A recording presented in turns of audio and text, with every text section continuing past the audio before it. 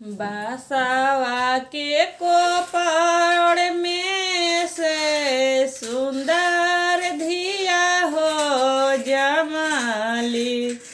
सगरिया जोधेया हो अंजोर सगरिया जोधेया हो अंजोर सुंदर धियावा चौकवा चढ़ी हो बैठली पापा के हुला से हो करे पापा के हुला से हो करे सुंदर धियावा मम्मी के मुहानी रे खेली मम्मी के फाटेला हो करे मम्मी के फाटेला हो करे